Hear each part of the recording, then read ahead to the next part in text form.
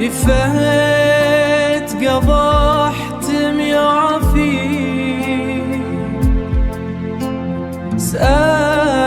Anda hidup di era di mana segalanya bisa dikendalikan lewat ujung jari. Tapi anehnya, mengapa hati Anda justru semakin tidak terkendali? Di tengah kelimpahan informasi dan materi, penyakit terbesar manusia modern bukanlah kelaparan fisik, melainkan kecemasan eksistensial. Kita sulit tidur, dada sering terasa sesak, dan pikiran terus berputar memikirkan hari esok yang belum pasti. Jika Anda sedang mencari rahasia hati selalu tenang, Anda tidak akan menemukannya dalam buku-buku motivasi pop psikologi yang menyuruh Anda untuk sekadar berpikir positif. Ketenangan sejati menuntut operasi batin yang lebih radikal. 7 abad yang lalu, seorang mahaguru tasawuf, Syekh Ibnu Athaillah As-Sakandari, menulis kitab Al-Hikam. Sebuah kitab yang tidak menawarkan obat penenang instan, melainkan pisau bedah ilmu hakikat untuk menguliti akar kegelisahan kita, yaitu ilusi bahwa kitalah sutradara dari kehidupan ini. Mari kita buka lembaran pertama dari kitab Al-Hikam. Ibnu Athaillah langsung menohok jantung kesombongan manusia dengan satu kalimat pembuka yang menggetarkan. Min alamatil i'timadiyya alal amali nuqsanur roja'iyya inda wujudiz zalali.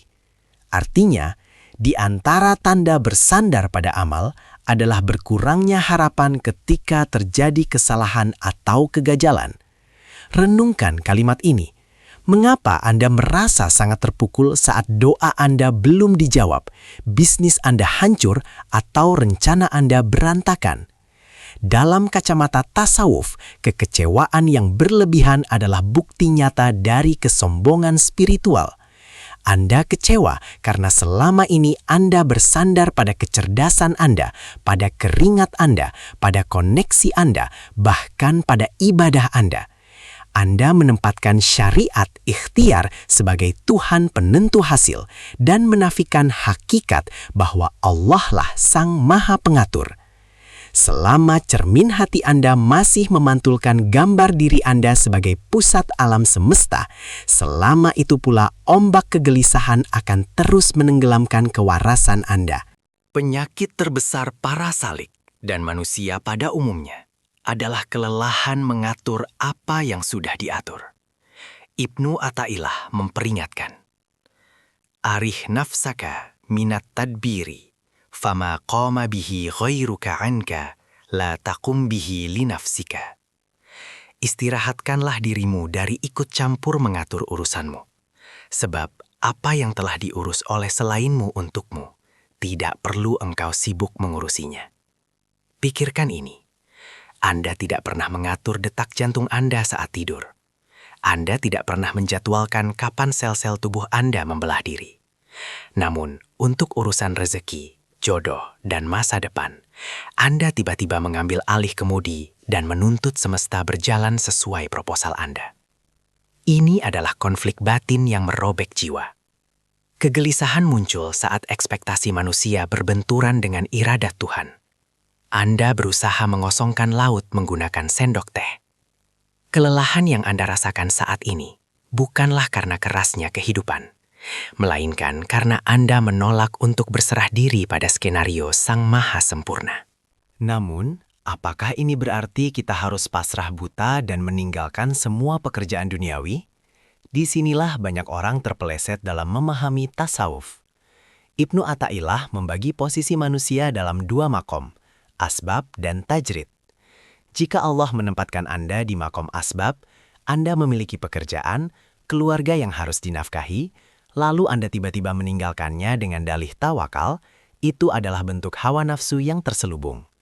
Sebaliknya, jika Allah menempatkan Anda di makom tajrid, telah dicukupkan kebutuhan Anda tanpa sebab yang jelas, berfokus murni pada ibadah, lalu Anda meronta mencari sebab duniawi, itu adalah penurunan derajat spiritual. Pertanyaannya, di mana Anda berdiri saat ini?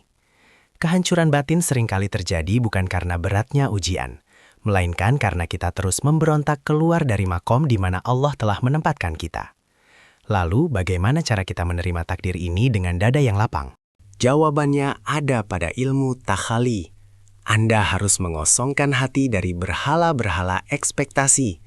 Hancurkan patung masa depan yang ideal yang Anda pahat sendiri di dalam kepala Anda. Bersihkan cermin hati Anda dari segala keterikatan selainnya. Ketika proses tahalli ini berhasil, jiwa Anda akan masuk ke dalam fase tahalli, terhiasi dengan sifat ridho. Ridho bukan berarti tidak merasa sakit saat tertusuk duri. Ridho adalah tidak memprotes sang penanam duri.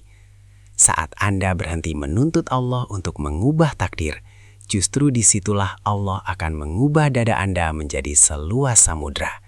Inilah tajalli, cahaya makrifat yang turun ke dalam kolbu. Anda akan menyadari bahwa kegagalan, kehilangan, dan musibah hanyalah cara Tuhan menelanjangi ego Anda agar Anda tidak lagi memiliki tempat bergantung selain kepada Zat-Nya. Rahasia hati selalu tenang bukanlah hilangnya badai dari kehidupan, melainkan kemampuan menemukan jangkar hakikat di tengah badai tersebut. Tenggelamlah dalam lautan fana, matikan kehendakmu di dalam kehendaknya. Berhentilah bertengkar dengan takdir.